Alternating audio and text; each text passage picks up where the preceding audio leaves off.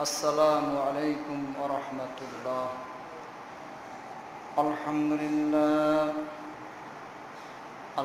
لله نحمده ونستعينه ونستغفره ونؤمن به ونتوكل عليه ونعوذ بالله من شرور أنفسنا ومن سيئات أعمالنا. من يهد الله فلا مضل له ومن يضلله فلا هادي له ونشهد أن لا إله إلا الله وحده لا شريك له ونشهد أن محمدًا عبده ورسوله. أعوذ بالله من الشيطان الرجيم. بسم الله الرحمن الرحيم. قاف والقرآن المجيد بل عجبوا أن جاءهم منذر منهم فقال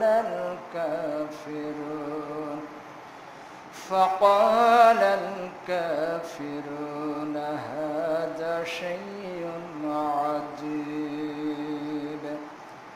أإذا متنا وكنا ترابا ذلك رجع بعيد. قد علمنا ما تنقص الأرض منهم وعندنا كتاب حفيظ.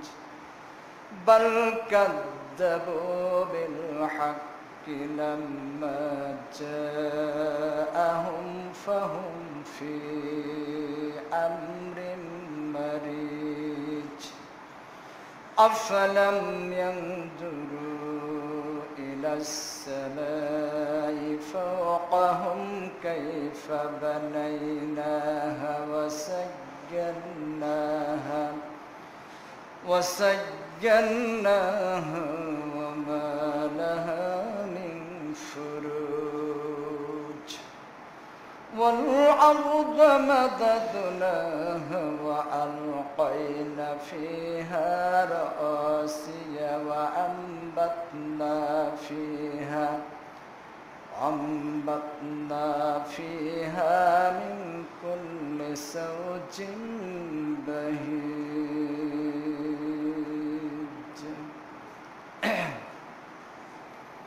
উপস্থিত সম্মানিত মুসল্লিগণ, সমস্ত প্রশংসা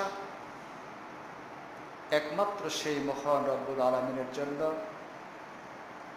যিনি পাক ও পবিত্র, যিনি এক ও দ্বিতীয়, যার কাজে তিনি কাউকে শরীক করেন না। তিনি চিরস্থায়ী, চিরঞ্জীব, অতীতে ছিলেন, বর্তমানে আছেন, ভবিষ্যতেও থাকবেন। তাকে কেউ ক্ষমতাচ্যুত করতে পারবে না। তিনি এমন এক সত্তা, এমন এক ক্ষমতার অধিকারী, তিনি যা ইচ্ছা করেন তাই করেন। তার কাজে কেউ বাধা দিতে পারে না।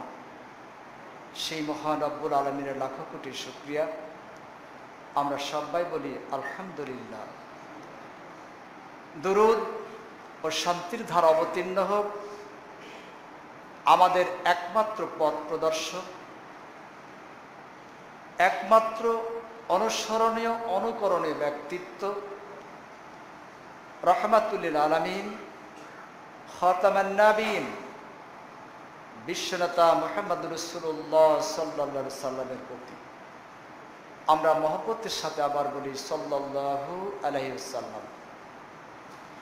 সম্মানিত উপস্থিতি, আজকে আমার আলোচনার বিষয়বস্তু হচ্ছে সমস্ত পাপের উৎস হচ্ছে তিনটি।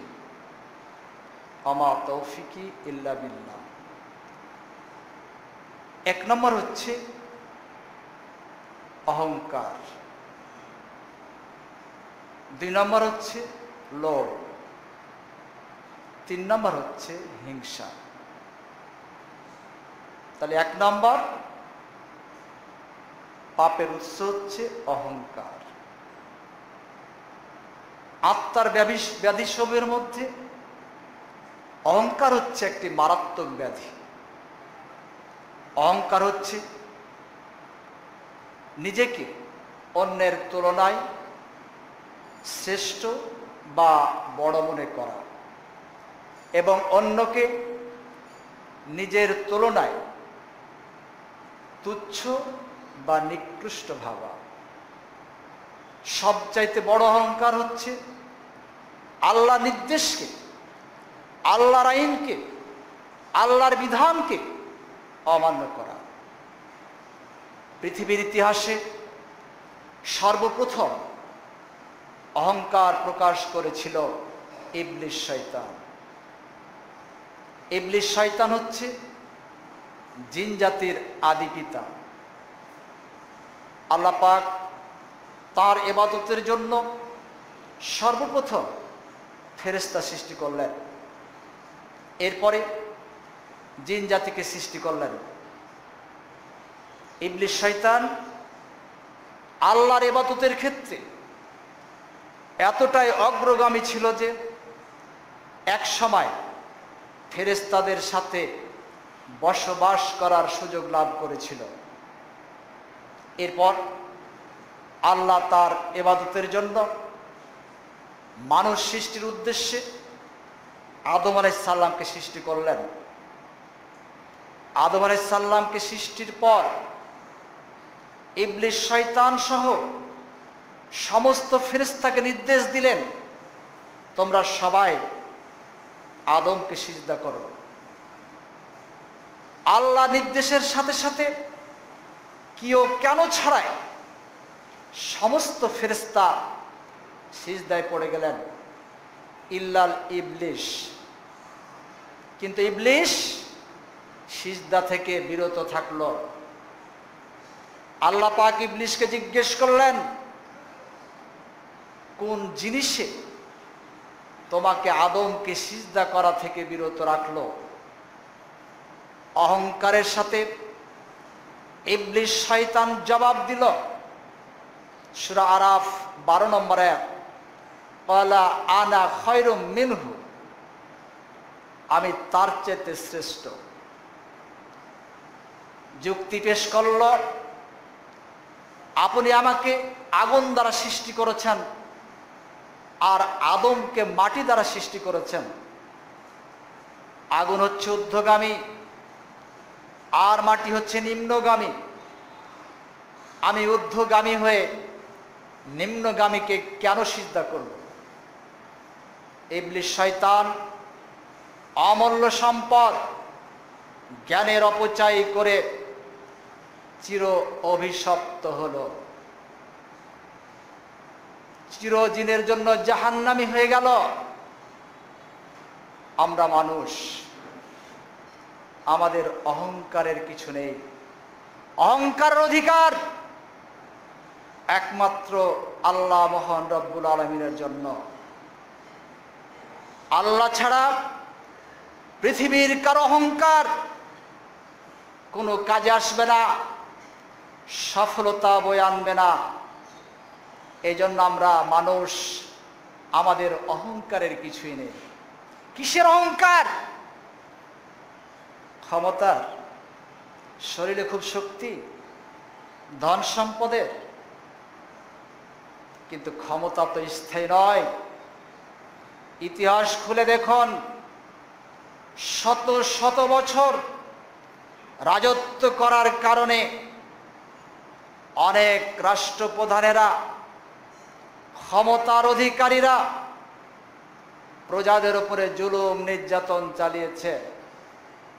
ইসলামের যারা অনুসারী তাদের প্রতি জুলুম চালিয়েছে, রিমান্ডে নিয়ে কঠিন নির্যাতন চালিয়েছে, জেরাবদ্ধ রেখেছে, কাউকে ফাঁসি দিয়ে দুনিয়ার বুক থেকে বিদায় দিয়েছে, কাউকে শুলি দিয়েছে, কাকে আগুনে পুড়িয়ে নিশ্চিহ্ন করে দিয়েছে। ওই সমস্ত শক্তিও ধ্বংস হয়ে গেছে, নিশ্চিহ্ন হয়ে গেছে, তারা মাটির সাথে মিশে গেছে। অতএব ক্ষমতার অহংকার দেখিয়ে, ক্ষমতার গরম দেখিয়ে কোনো লাভ নেই। শরীরে খুব শক্তি, খুব উঁচা, লম্বা, চওড়া, তাই অন্যকে দুর্বল পেয়ে আপনি ঠাস করে একটি ঘুষি মেরে দিলেন। এই শক্তি কেড়ে নিতে আল্লাহর কতক্ষণ? 4 বার পাতলা পায়খানা হলে চোখ মুখ বড় করে দেয়, মুখ দিয়ে কথা বের হয় না। অতএব শক্তির অহংকার দেখিয়ে, গরম দেখিয়ে কোনো লাভ নেই। সম্পদের অহংকার, সম্পদ কার? লিল্লাহি মা ফিস সামাওয়াতি ওয়া মা ফিল আরদ। আসমান এবং জমিনের মধ্যে যা কিছু আছে সবই আল্লাহর। ইতিহাস খুলে দেখুন, বাংলাদেশ তথা বিশ্বের যারা বড় বড় ধনী ছিল, যাদের ধনীর তালিকায় নাম এসেছে, নিঃস্ব অবস্থায় মাটির নিচে শুয়ে আছে। মানুষ নিঃস্ব অবস্থায় পৃথিবীতে আসে, নিঃস্ব অবস্থায় আবার দুনিয়া থেকে বিদায় নিতে হয়। যারা দেশের প্রধান, বিশ্বের মডল, তারাও যে পোশাক নিয়ে কবরে শুয়ে আছে। একজন শ্রমিক, একজন রিক্সা চালক, একজন কৃষক, সেভাবেই রিক্সা চালক, কৃষক, তারাও সেভাবে সেই পোশাক নিয়ে শুয়ে আছে। ওই ধনী ব্যক্তি, দেশের প্রধান, বড় প্রভাবশালী, বড় নেতা বলে তার এক্সট্রা কোনো ব্যবস্থা কবরে দেওয়া হয়নি। অতএব ধন সম্পদের গরম দেখেও কোনো লাভ নেই, অহংকার করেও লাভ নেই। মানুষ সব আল্লাহর গোলাম, আল্লাহর দাস। নিচু হোক আর উঁচু হোক, মানুষ মাত্রই আমরা আল্লাহর দাস, আল্লাহর গোলাম। পৃথিবী চালার জন্য আল্লাহ পাক শ্রেণীবিন্যাস করেছেন। মানুষের মাঝে শ্রেণীবিন্যাস করে আল্লাহ পাক কাজ বন্টন করেছেন। কাজ বন্টন করেন আল্লাহ। আপনি যতই বলেন আমি ডাক্তার হব, আপনার তকদিরে ডাক্তার লেখা না থাকলে আপনি হতে পারবেন না। আপনি ইমাম হবেন, বড় বক্তা হবেন, আপনি তাফসির কারণ হবেন, আপনার তকদিরে না থাকলে হবে না। আপনি যেটাই ভাবুন না কেন, আল্লাহ এই কাজের বন্টন নিজে করেন।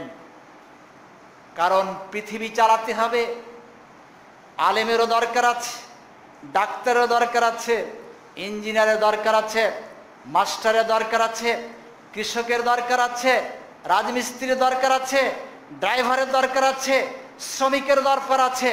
তাই আল্লাহ পাক মানুষের মাঝে কি করেন? শ্রেণীবিন্যাস করে কাজ বন্টন করে দেন, কাকে দিয়ে আল্লাহ কি কাজ করাবেন।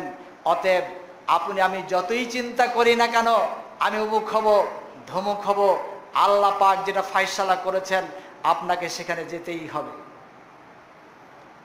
সূরা যুখরুফ 32 নম্বর আয়াতে আল্লাহ এই কথা বলেছেন, অরফানা বাযুহুম ফাওকা বাজিন দারাজাতিন লিয়াত্তাখিজা বাযুহুম বাজান শুকরিয়া।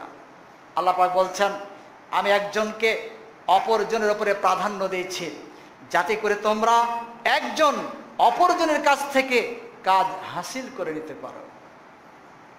একজন ম্যাথর যেমন ডাক্তারের শরণাপন্ন হন, ডাক্তারকেও কোনো সময় ম্যাথরের শরণাপন্ন হতে হয়। টয়লেটে যখন গন্ধ ধরে ডাক্তার সাহেব ওই ম্যাথর সাহেবকে বলেন, একটু আসো, আমার দুর্গন্ধ দেখা দিয়েছে, টিকতে পারি না। কৃষক যদি ফসল উৎপাদন না করেন, রাজধানীতে বসে খবরদারি করা সম্ভব হবে না, না খেয়ে মরতে হবে। রাজমিস্ত্রি যদি বিল্ডিং তৈরি না করেন, আকাশের নিচে বসবাস করতে হবে। কাঠমিস্ত্রি যদি ফার্নিচার তৈরি না করেন, ফ্লোরে ঘুমাতে হবে। ড্রাইভার যদি গাড়ি চালিয়ে ঢাকা না নিয়ে যান, ঢাকা পৌঁছাও সম্ভব হবে। এই জন্য আল্লাহ পাক পৃথিবী চালার জন্য কর্ম বন্টন করেন। আর কর্ম বন্টন করে আল্লাহ প্রত্যেকের পরীক্ষা নিচ্ছেন, প্রত্যেকের পরীক্ষা নিচ্ছেন। সূরা মুলক 2 নম্বর আয়াতে আল্লাহ বলছেন, লিয়াবলুয়াকুম আইয়ুকুম আহসানু আমালা। আল্লাহ তোমাদের দেখতে চান কর্মে কে উত্তম। আল্লাহ পরীক্ষা করতে চান কর্মে কে উত্তম। মালিক বানিয়ে পরীক্ষা না হচ্ছে তুমি শ্রমিকদের প্রতি কি ব্যবহার করছ।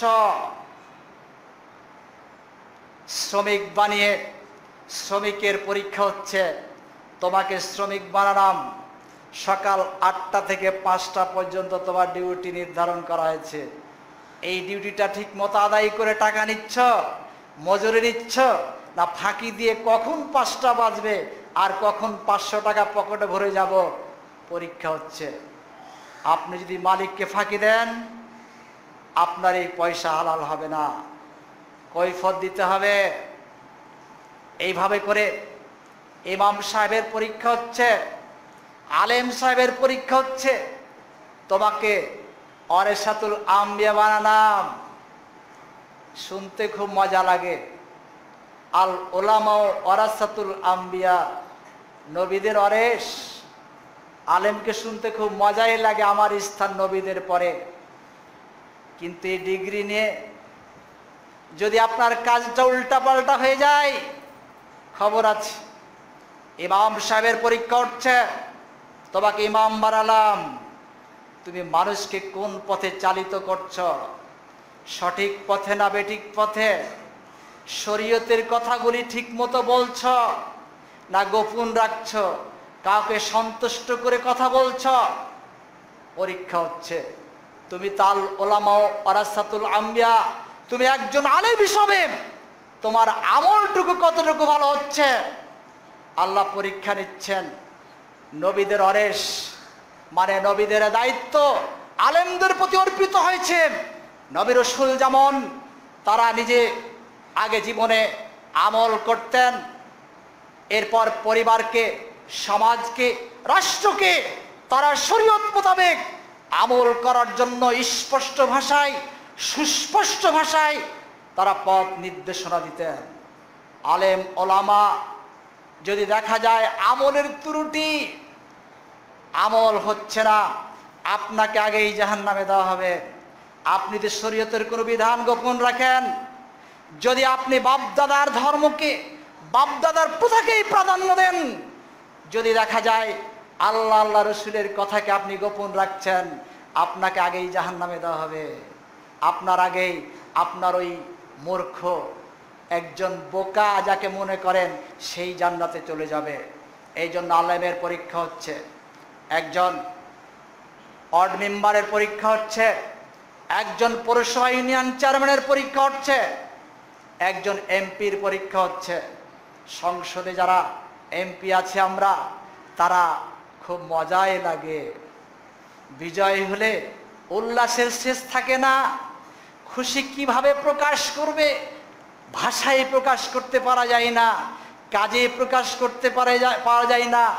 ব্যাং বাজনা নিয়ে, ঢোল ঢাক নিয়ে খুব মানুষকে জানায়, আনন্দ করে আমি বিজয় হয়েছি। আপনার এই বিজয়ে, আপনার এই নেতৃত্ব যদি আবু বকরের মতো না হয়, ওমরের মতো না হয়, উসমানের মতো না হয়, আলীর মতো না হয়, কাল কিয়ামতের দিনে আপনার এই নেতৃত্ব, আপনার এই বিজয় কাল হয়ে দাঁড়াবে জাহান্নামের কারণ হয়ে যাবে।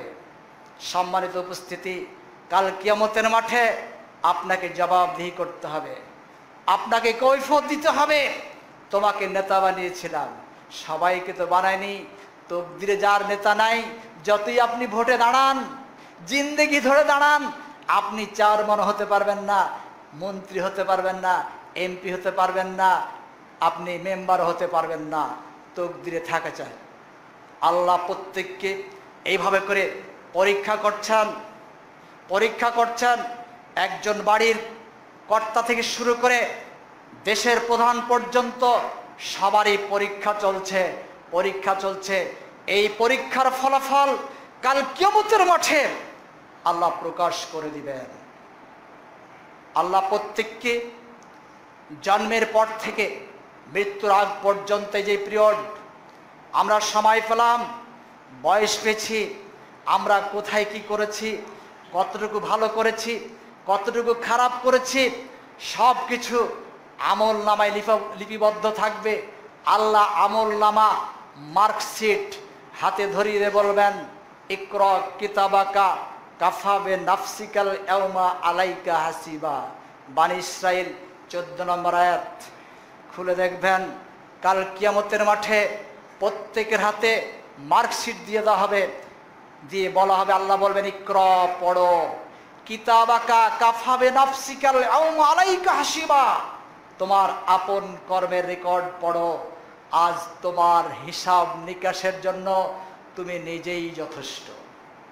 তুমি কোথায় খারাপ করেছো, কোথায় ভালো করেছো, সব লেখা আছে, দেখে নাও। তুমি অমুক দিন জুমার মসজিদে গেছিলে, তুমি আলোচনা শুনেছ, নামাজ আদায় করেছো, এটাও লেখা আছে। অমুক দিন তুমি মদের আড্ডাতে মদ পান করছিলে, ওটাও লেখা আছে, ছবি সহ ওঠা আছে। অমুক দিন তুমি নর্তক নাচিয়েছ, যাত্রার প্যান্ডেলের সারা রাত্রি তুমি অলঙ্গ ডান্স দেখেছ, ওটাও লেখা আছে। রমজান মাসে তুমি রোজা রেখেছিলে, ওটাও লেখা আছে। কখন তুমি আল্লাহ তসবিহ পড়েছ, ওটাও লেখা আছে। কখন হাজির প্যান্ডেলের সারা রাত্রি তুমি হাউজি খেলেছ, ওটাও লেখা আছে। কোথায় তুমি মিথ্যা কথা বলেছো, ওটাও লেখা আছে। তুমি মিথ্যা সাক্ষী দিয়েছ, ওটাও লেখা আছে। জজ ম্যাজিস্ট্রেট তুমি কোন দিন ন্যায় বিচার করেছ, আর কোন দিন অন্যায় বিচার করে মানুষকে কষ্ট দিয়েছ, ফাঁসি দিয়েছ, জেলে আবদ্ধ রেখেছ, ওটাও লেখা আছে। সংসদ এমপি তোমরা কোন দিন আল্লাহর পক্ষে আইন পাশ করেছ, ইসলামের পক্ষে আইন পাশ করেছ, আর কোন দিন ইসলামের বিপক্ষে আইন পাশ করেছ, এটাও লেখা আছে। কাল কিয়ামতের মাঠে ওই সংসদকে প্রশ্ন করা হবে, তোমরা ছিলে দেশের অভিভাবক, 300টা তোমরা এমপি, তোমাদের উপরে নির্ভর করেছিল দেশের ভালো মন্দ। তোমরা ইচ্ছা করলে পারে নামাজের আইন পাশ করতে পারতে, তোমরা ইচ্ছা করলে অশ্লীলতা বন্ধ করে দিতে পারতে, ভালো কাজ চালু করতে পারতে, জাকাত ভিত্তিক অর্থনৈতিক ব্যবস্থা কায়েম করতে পারতে। দেখে নাও তোমরা কি করেছ, তোমাকে আমি নেতা বানিয়েছিলাম, তোমরা কি করেছো দেখে নাও। এইভাবে করে প্রত্যেকের পরীক্ষা হচ্ছে, ফাঁকি দেওয়ার কোনো বুদ্ধি নেই। কাল কিয়ামতের মাঠে আমরা দেখতে পাবো আমরা কতটুকু ভালো করেছি আর কতটুকু খারাপ করেছি। উপস্থিতি, এই জন্য আমরা মানুষ, আমাদের অহংকারের কিছুই নেই। আল্লাহ পাক সূরা বানী ইসরাইল 37 নম্বর আয়াতে বলছেন, ওয়ালা তামসিফিল আরজি মারাহা, তোমরা জমিনের মধ্যে অহংকারের সাথে, দাম্ভিকতার সাথে চলাফেরা করো না। আল্লাহ নবী জনাবে মুহাম্মদ রাসূলুল্লাহ সাল্লাল্লাহু আলাইহি সাল্লাম একদিন সাহাবাদের বললেন, যার মাঝে যাররা পরিমাণ অহংকার আছে, লা ইয়াদখুলুল জান্নাতা, সে কখনোই জান্নাতে প্রবেশ করবে না। সাহাবায়ে কেরাম জিজ্ঞেস করলেন, ইয়া রাসূলুল্লাহ, মানুষ তো চায় তার পোশাকটা সুন্দর হোক, তার জুতা দুটি সুন্দর হোক, এটা কি অহংকার? আল্লাহ রাসূল বললেন, আল্লাহ সুন্দর, আল্লাহ সুন্দরকে পছন্দ করেন। পোশাক আশাক এটা অহংকার না, জুতা ভালো পরা অহংকার না। অহংকার হচ্ছে আল্লাহর আইনকে, আল্লাহর বিধানকে, আল্লাহর নির্দেশকে অমান্য করা এবং অন্যকে তুচ্ছ বা নিকৃষ্ট ভাবা। সম্মানিত উপস্থিতি, এই জন্য আমাদের পাপ থেকে বাঁচতে হলে অহংকার আমাদের মাঝ থেকে বিদায় দিতে হবে। 2 নম্বর হচ্ছে লোভ। যার মাঝে লোভ আছে সে হালাল হারামের পার্থক্য করে না। যার মাঝে লোভ আছে সে জায়েজ না জায়েজ, হারাম হালালের পার্থক্য করবে না। এই জন্য সুদ, ঘুষ, আত্মসাৎ, মদ, জুয়া, জেনা, ব্যভিচার, ধর্ষণের মতো বড় বড় অপরাধ করে থাকে। এটার একটি মাত্র কারণ লোভ। লোভের কারণেই মানুষ সুদ খায়, ঘুষ খায়, আত্মসাৎ করে। লোভের কারণেই মানুষ মদ পান করে, না জায়েজ তাও থামতে পারে না, মদ পান করে না জায়েজ, তারপরও তারা কি করে? তারা মদ পান করে, হাউজি খেলে, চুরি করে, ডাকাতি করে, আত্মসাৎ করে। লোভের কারণেই মানুষ জেনা করে। নিজের স্ত্রীতে সে নিজে সন্তুষ্ট না, অপরের স্ত্রীর সাথে মিলা বসতে খুব মজা পায়, খুব আনন্দ লাগে। এটা লোভের কারণ। ধর্ষণ করে, ব্যভিচার করে, এগুলি লোভের কারণ। আর সমস্ত পাপের উৎস 2 নম্বর হচ্ছে লোভ। আজকে আধুনিক প্রযুক্তির মাধ্যমে সহজেই জেনার ক্ষেত্র তৈরি করে দেওয়া হচ্ছে। মোবাইল, ফেসবুকের মাধ্যমে আজকে শুধু যুবক যুবতী নয়, হাজার হাজার দাম্পত্য জীবন নষ্ট হয়ে যাচ্ছে। ডিভোর্সের পরিমাণ বৃদ্ধি পেয়েছে। আমি কিছুদিন আগে পত্রিকায় দেখলাম ঢাকাতে কয়েক মাসের মধ্যে 7,000 ডিভোর্সের আবেদন পড়েছে। তার মধ্যে অধিকাংশই নারীরা স্বামীকে পছন্দ হয় না। এটা পরকীয়ার কারণ, পরকীয়ার কারণ। সম্মানিত উপস্থিতি, আগে প্রেম হতো লুকোচুরি করে, প্রেম হতো চিঠির মাধ্যমে, খুব কষ্ট করে। আর এখন প্রেম খুব সহজে হয়, ঘরে বসেই প্রেম করা যায়। 8 ঘন্টার মধ্যেই সম্পর্ক, 1 ঘন্টার মধ্যে দেহ মিলন। প্রেম খুব সহজ হয়ে গেছে, জেনা খুব সহজ হয়ে গেছে।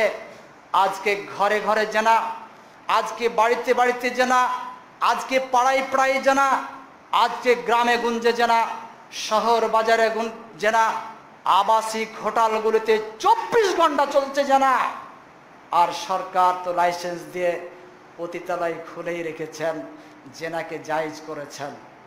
সম্মানিত উপস্থিতি, জরিপে প্রকাশ, বাংলাদেশের শতকরা 95 জন আজকে জেনার সাথে জড়িত। 5টি ছেলে মেয়ে পাবেন তারা জেনা করে না, 95টাই জেনার সাথে জড়িত। এই 5টাও কখন হয়তো জিরোতে নেমে আসবে আশঙ্কা হয়। সম্মানিত উপস্থিতি, অথচ আল্লাহ পাক সূরা বনী ইসরাঈল 32 নম্বর আয়াতে বললেন, ওয়ালা তাকরাবুজ জিনা, জেনা তো দূরের কথা, তোমরা জেনার ধারে কাছে যেও না। জেনা সংগঠিত হতে পারে এরকম ক্ষেত্র তৈরি করো না, এরকম পরিবেশ তৈরি করো না। তোমরা সব সময় ছেলেমেয়েরা তোমরা কি থাকবে?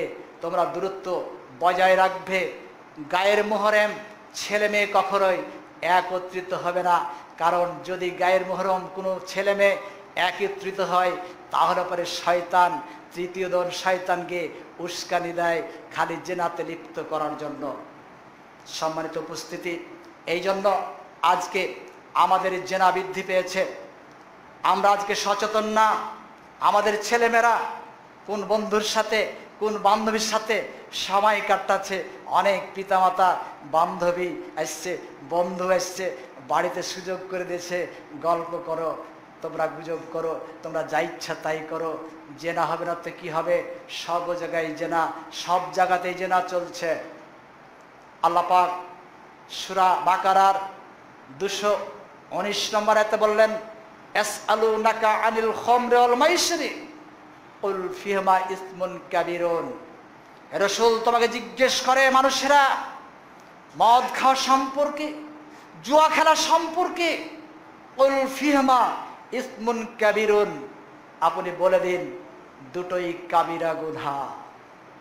মদ পান করা কাবিরা গুনাহ, জুয়া খেলা কাবিরা গুনাহ। আজকে মদ এটা কোনো ব্যাপার না, সবাই মদ পান করছে, সবাই মদ পান করছে। আল্লাহ রাসূল বলেছেন আমার উম্মতেরা মদ পান করবে আর মদের বিভিন্ন প্রকারের নামকরণ করে নেবে। আজকে বিভিন্ন প্রকারের নামকরণ, ফেন্সিডিল, ইয়াবা, বাবা, কখন মা খাওয়া শুরু করবে, বোন খাওয়া শুরু করবে, ভাই খাওয়া শুরু করবে, কত যে নাম বের করবে তার শেষ নাই।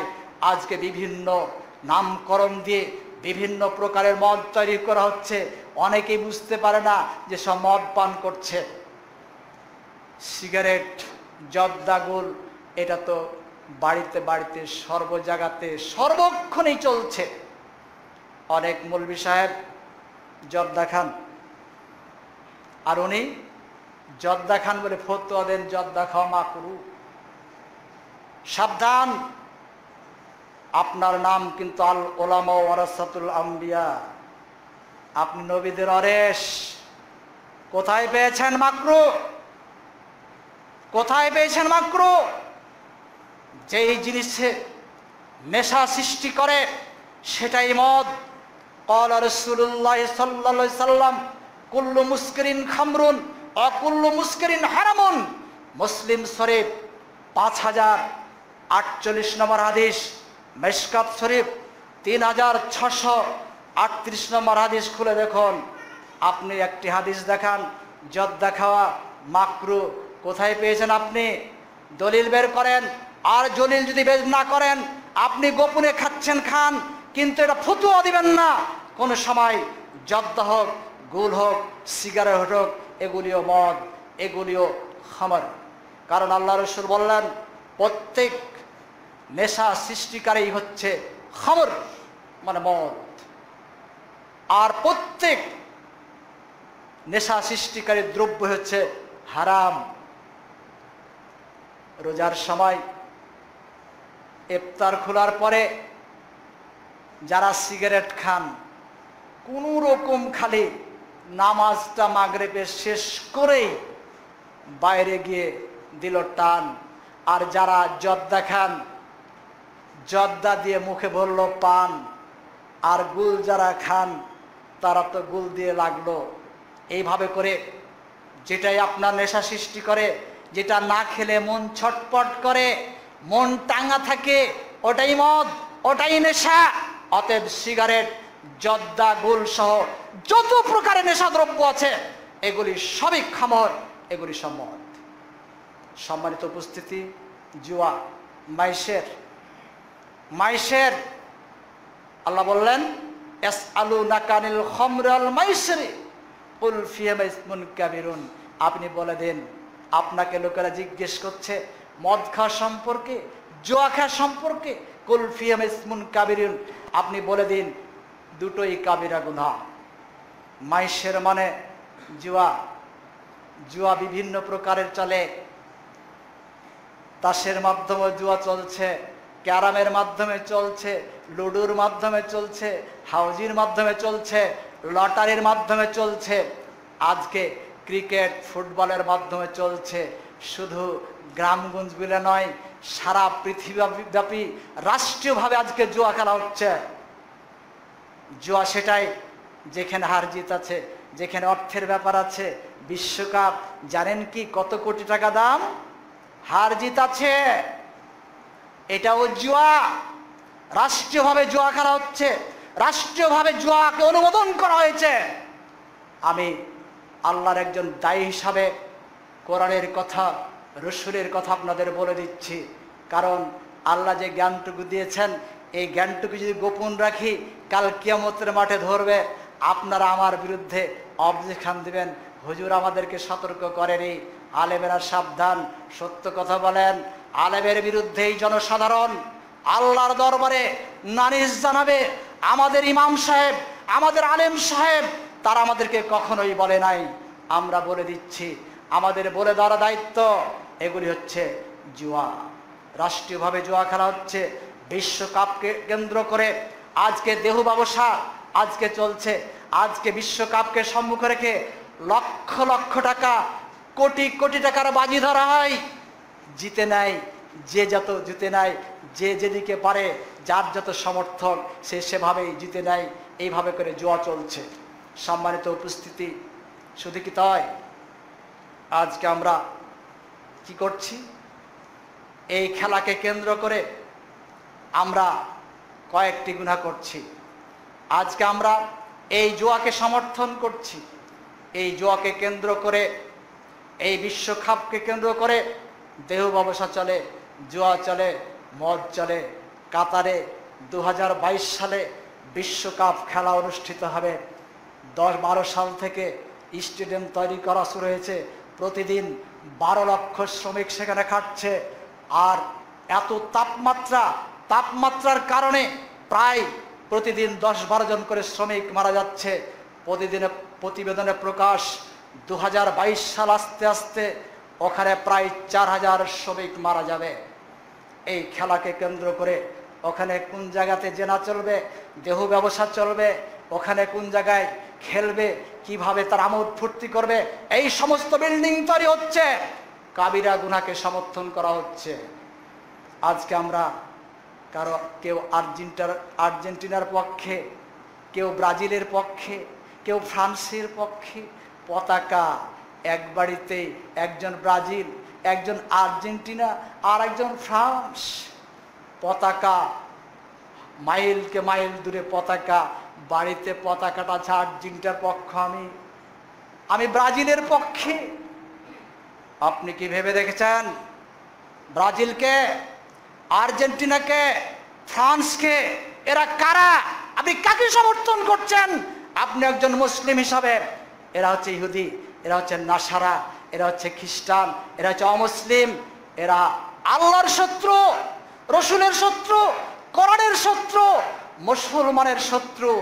এরাই নির্বিচারে আফগানিস্তানে গুলি বর্ষণ করে, বোমা বর্ষণ করে লক্ষ লক্ষ মুসলমানকে হত্যা করছে। এরা লক্ষ লক্ষ মুসলমানকে পঙ্গু করে দিচ্ছে। ইরাকে তারা এইভাবে করে গুলি বর্ষণ করেছে। আজকে সিরিয়াতে, আজকে ফিলিস্তিনে মুসলমানকে আজকে হত্যা করা হচ্ছে। জারদ সন্তানের মতো ইসরায়েল রাষ্ট্র কায়েম করে আজকে বৈধ রাষ্ট্র ফিলিস্তিনকে আজকে তারা নিশ্চিহ্ন করতে চাচ্ছে, মুসলমানকে নিশ্চিহ্ন করতে চাচ্ছে, শিশুদেরকে হত্যা করতে চাচ্ছে। বাইতুল মুকাদ্দাসে নামাজ পড়তে দেওয়া হচ্ছে না। আপনি তাদের পক্ষ নিচ্ছেন। এরাই, এদের ইন্ধনে মিয়ানমারে আজকে মুসলমানকে হত্যা করা হয়েছে, ধর্ষণ করা হয়েছে, পুড়িয়ে মেরে ফেলা হয়েছে। আর আপনি ব্রাজিলের পক্ষ, ফ্রান্সের পক্ষ। সাবধান, আপনি কার পক্ষ নিয়েছেন? ইসলামের শত্রু, আল্লাহর শত্রু, মুসলমানের শত্রু। আপনি তাদের পক্ষ নিচ্ছেন। আপনি কি ভেবে দেখেছেন কাল কিয়ামতের মাঠে আপনি কার সাথে উঠবেন? ব্রাজিলের সাথে উঠবেন, আপনি আর্জেন্টিনার সাথে উঠবেন, ফ্রান্সের সাথে উঠবেন, ওই ইহুদি নাসাদের সাথে আপনাকে উঠতে হবে। সম্মানিত উপস্থিতি, অতএব সাবধান। এটা হচ্ছে জুয়া। এই জুয়াকে সমর্থন করা যাবে না। সম্মানিত উপস্থিতি, আমরা মুসলিম, আমাদের ঐক্য হতে মুসলমানের। ওই ইহুদি নাসারারা যেমন ঐক্যবদ্ধ হয়েছে মুসলমানের বিরুদ্ধে, আজকে সারা পৃথিবীর মুসলিম রাষ্ট্রগুলো যদি আজকে তাদের বিরুদ্ধে ঐক্যবদ্ধ হয়, তারা থরথর করে কেঁপে উঠবে। একটা মুসলমানকে মারা তো দূরের কথা, চোখ রাঙাতে পারবে না।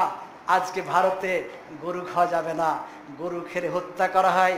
বাংলাদেশে কি আমরা সুর খেতে, কুকুর খেতে কাউকে বাধা দিয়েছি? আজকে বাংলাদেশে আপনি 50টি অমুসলিমকে মেরে দেখুন, গোটা দেশকে বিস্মার করে দিবে।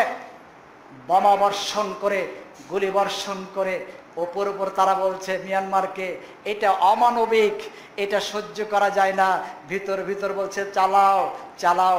এইভাবে করে সিরিয়া বলেন, ইরাক বলেন, ফিলিস্তিন বলেন, কাশ্মীর বলেন, সোমালিয়া বলেন, যেখানেই যাবেন মুসলমানকে হত্যা করছে তারা। এটা ষড়যন্ত্র তাদের, তারা ভিতর ভিতর সবাই এক। ওপরে বলছে তুই মারবি, আমি একটু নিষেধ করব, কিছু মনে করিস না, ওদেরকে ধ্বংস করতে হবে। আমরা তাদের পক্ষ নিয়েছি, আমরা তাদের পক্ষ নিয়েছি। সম্মানিত উপস্থিতি, এই জন্য আমাদেরকে অশ্লীল কাজ থেকে, বেহেলাপনা কাজ থেকে, লোভ থেকে, এই জুয়া মদ ব্যভিচার, আমাদের এগুলি থেকে বাঁচতে হবে। আমাদের লোভকে ত্যাগ করতে হবে। সমস্ত পাপের উৎস হচ্ছে তিনটি: অহংকার, লোভ। আমরা অহংকার থেকে দূরে থাকব, লোভ থেকে দূরে থাকব, তাহলে পাপ থেকে আমরা বাঁচতে পারবো। 3 নম্বর হচ্ছে হিংসা। 3 নম্বর হচ্ছে হিংসা। যার মাঝে হিংসা আছে সে অপরের ভালো দেখতে পারে না। অপরের ভালো দেখলে তার ঘুম হয় না, প্রেশার যদি থাকে বেড়ে যায়, রাত্রিবেলায় ঘুমাইতে পারে না। কেন এটা হল? ভাইয়ের ভালো দেখতে পারে না, বোনের ভালো দেখতে পারে না, প্রতিবেশীর ভালো দেখতে পারে না, কারোই ভালো দেখতে পারা। হিংসুটা মানুষ খুবই খারাপ। এই হিংসার কারণে অন্যের ভালো দেখলেই তার অশান্তি বেড়ে যায়, ঘুম হারাম হয়ে যায়। অথচ কোনো মুসলমানের অকল্যাণ কামনা করতে পারে না। মুসলমানেরা ভাই ভাই, ইন্নামাল মুমিনুনা ইখওয়াতুন, সূরা হুজুরাত 10 নম্বর আয়াত। আল্লাহ পাক বলেন নিশ্চয় মুমিনেরা ভাই ভাই। মুমিনেরা কখনোই কোনো মুসলমানের অকল্যাণ কামনা করতে পারে না। পৃথিবীর যেই প্রান্তে থাক না কেন, কোনো মুসলমান যদি কষ্ট পায়, ব্যথা পায়, নির্যাতিত হয়, অপর মুসলমান কষ্ট পাবে, আনন্দ ভোগ করতে পারে না, এটা মুনাফিকের লক্ষণ। সূরা আলে ইমরান 120 নম্বর আয়াত খুলে দেখুন। ইন তামসাসকুম হাসানাতুন তা'শুহুম ওয়া ইন তুসিবকুম সাইয়্যাতুন ইয়াফরাহু বিহা। আল্লাহ পাক বলছেন মুনাফিকের আচরণ, যে মুনাফিক যারা, তারা জানো কেমন, যদি তোমাদের কল্যাণকর কিছু হয় তাহলে তারা অসন্তুষ্ট হয়। আইন তুসিবকুম সাইয়্যাতুন ইয়াফরাহু বিহা, আর তোমার যদি অকল্যাণকর কিছু হয়, বিপদ আপদ আসে, তাহলে তারা আনন্দিত হয়। তাহলে মুনাফিক যারা, মুসলমানের যদি কল্যাণকর কিছু হয়, সুসংবাদ থাকে, তারা কষ্ট পায়, অসন্তুষ্ট হয়। আর যদি মুসলমানরা বিপদে পড়ে, দুঃখে কষ্টে থাকে, তাহলে তারা আনন্দিত হয়। কোনো মুসলমানের অকল্যাণ কামনা করতে পারে না। মুসলমানের ভালো কিছু হলে আনন্দ পাবে, খারাপ কিছু হলে, বিপদ আপদ আসলে কষ্ট পাবে, ব্যথিত হবে। আজকে আমরা মুসলমানের হিংসা করি। আজকে মুসলমানের ভালো দেখতে পারি না। আমাদের খাত কোন জায়গায় নাম হবে? মুনাফিকের খাতে আমাদের নাম আল্লাহ লিপিবদ্ধ করে দেবেন। এই জন্য আল্লাহ রাসূল বললেন, আনাস ইবনে মালিকিন আন্না রাসূলুল্লাহ সাল্লাল্লাহু আলাইহি সাল্লাম ক্বালা লা তাবাগাদু ওয়া লা তাহাসাদু ওয়া লা তাদাবারু ওয়া লা তাকাতু ওয়া কুনু ইবাদাল্লাহি খুনা। আল্লাহ রাসূলের জন্য আমাদের মুসলমানের উদ্দেশ্যে বললেন। আনাস ইবনে মালিক রাদিয়াল্লাহু তাআলা বলছেন, আন্না রাসূলুল্লাহ সাল্লাল্লাহু আলাইহি সাল্লাম ক্বালা লা তাবাগাদু, তোমরা পরস্পরের বিরুদ্ধে বিদ্বেষ পোষণ করো না। ওয়ালা তাহাসাদু, হিংসা করো না। ওয়ালা তাদাবারু, তোমরা কারো বিরুদ্ধে কেউ ষড়যন্ত্র করো না ওকে বিপদে ফেলার জন্য। ওয়ালা তাকাতাউ, তোমরা সম্পর্ক ছিন্ন করো না। ওয়া কুনু ইবাদাল্লাহি খুনা, তোমরা আল্লাহর বান্দা হিসাবে সবাই ভাই ভাই হয়ে যাও। বুখারী এবং মুসলিম শরীফের হাদিস। সম্মানিত উপস্থিতি, পুরুষেরা তো হিংসা করে, মেয়েরা বেশি হিংসুটে। মেয়েরা কিন্তু খুব বেশি হিংসুটে, অন্যের ভালো দেখতে পারে না। একটা ছোট্ট উদাহরণ দিলে বুঝতে পারবেন। এক বাপের 2টা ভাই, তো 2 ছেলে। বড় ভাই বিবাহ করেছে, তার পরিবার আছে, ছেলে মেয়ে আছে।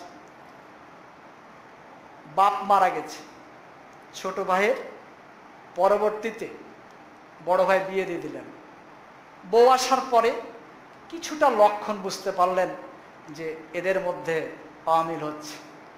তাই ছোট ভাইকে বড় ভাই বললেন যে শোনো, আমরা ভাই ভাই সম্পর্ক খুব ভালো, এই সম্পর্ক অটুট রাখার জন্য, ভালো রাখার জন্য আসো সবাই থাকতে আমরা ব্যবস্থা করি, আমরা ভিন্ন হয়ে যাই। বড় ভাই বুঝিয়ে বললেন, ছোট ভাই বলে ঠিক আছে, তাহলে আমরা পৃথক হয়ে যাব। এবার বাপের যে সম্পত্তি ছিল, ধন সম্পদ, সব বন্টন করা হলো, ভাগ করা হলো। এখন থাকে আর একটা গাভী আর একটা এড়ে গরু, যেটা দামড়া বলে। এখন ওই গাভীটা কিন্তু দুধ দেয়। তো বড় ভাই বলছে ছোট ভাইকে যে ভাই, এই গাভীটা, যেহেতু আমার ছেলে মেয়ে আছে, ওরা দুধ খাচ্ছে আগে থেকে, তো গাভীটা আমি নি, আর তুমি দামড়াটা তুমি না। তো ছোট ভাই বলছে ঠিক আছে ভাই। বড় ভাই নাও, অসুবিধা নেই, ভাগ হয়ে গেল। এবার ছোট ভাইয়ের বউ দেখছে যে ব্যাপার তো খারাপ, প্রতিদিন দুধ খাচ্ছে ও, আর আমি দুধ খেতে পাই না। এবার স্বামীকে বলছে তুমি করলাটা কি, কি করলা তুমি, তুমি কেন ওকে গাভী দিলা, চেঞ্জ করো, তুমি বলো যে আমি গাভী নেবো, তুমি দামড়া ঘুরিয়ে দাও। দেখ বাদ দে তো, ওটা আমার বড় ভাই, যাক তো সে নিয়েছে থাক, বড় ভাই থাক। কিন্তু আর মন মানে না, প্রতিদিন ঘুষরাইতেই থাকে, ওকে বলতেই থাকে তুমি চেঞ্জ করো, তুমি চেঞ্জ করো। কিন্তু এই ছোট ভাই বড় ভাইয়ের অবদান আছে, এই জন্য সে এটা বলতে পারছে না যে না, এটা কেমন করে আমি বলবো। ই যখন দেখলো যে ই তো একে তো আর পারা গেল না, তখন এই বুদ্ধি বাহির করলো। কি বুদ্ধি জানেন? হিংসুটা বুদ্ধি। প্রতিদিন দোয়া করে আল্লাহর কাছে, আল্লাহ ওর গাভীটা যেন মরে যায়, আল্লাহ ওর গাভীটা যেন মরে যায়। প্রতিদিন দোয়া করে। এই দোয়া করতে করতে একদিন ওর দামড়াটাই মরে গেছে। তখন বলছে, আল্লাহ তুমি বেলা সব খবর জানো, মাটির তলে কি হয়েছে এটাও জানো, তো কোনটা গাভী আর কোনটা দামড়া তুমি কি চিনতে পারলে না, যার দামড়াটাই মেললে? মেয়েরা হচ্ছে এই ধরনের হিংসিটা। সম্মানিত মুসলিমগণ, সময় অনেক নিয়ে নিয়েছি। কথা হচ্ছে অহংকার, লোভ, হিংসা যদি আমরা পরিহার করতে পারি, আমরা পাপ থেকে বেঁচে যাব। কাল কিয়ামতের মাঠে আমাদের আমলনামা আসবে নেক আমল দ্বারা পরিপূর্ণ। এই জন্য আমাদেরকে পাপ থেকে বাঁচতে হবে। অহংকার, লোভ, হিংসা পরিহার করতে হবে। যেদিন মনে করব আজকে আমার মাঝ থেকে অহংকার বিদায় দিতে পেরেছি, লোভকে বিদায় দিতে পেরেছি, হিংসাকে বিদায় দিতে পেরেছি, সেদিন দেখবেন আপনি নিষ্পাপ হয়ে গেছেন। সেদিন আপনার জন্য আনন্দ। কবি বলেন, প্রত্যেক ওই দিন মুমিনের জন্য ঈদের দিন, যেদিন সে আল্লাহর অবদ্ধ হয়নি, অর্থাৎ পাপ কাজ করেনি, আল্লাহর ইবাদত থেকে সরে যায়নি, সেদিন ও তার জন্য ঈদের দিন, খুশির দিন, আনন্দের দিন। আল্লাহ পাক আমাদেরকে যেন অহংকার, লোভ, হিংসা পরিহারের মাধ্যমে আমাদেরকে একজন নিষ্পাপ আল্লাহর খাঁটি গোলাম হিসাবে দুনিয়ার বুক থেকে আল্লাহ পাক আমাদেরকে যেন নেন। সকরুন আল্লাহুম্মা আমিন। আখির দাওয়ানা আলহামদুলিল্লাহি রাব্বিল আলামিন।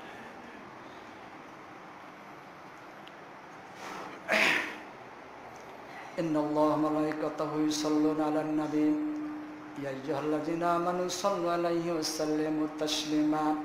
وقل الحمد لله الذي لم يتخذ ولدا ولم يكن له شريك في الملك ولم يكن له ولي من الذل وكبره تكبيرا. اللهم صل على محمد وعلى آل محمد كما صليت على إبراهيم وعلى آل إبراهيم إنك حميد مجيد.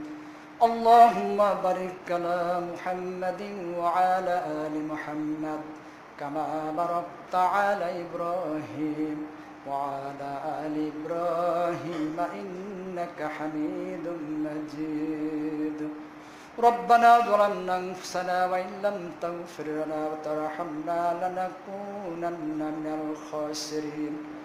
ربنا آتنا في الدنيا حسنة وفي الآخرة حسنة وقنا عذاب النار.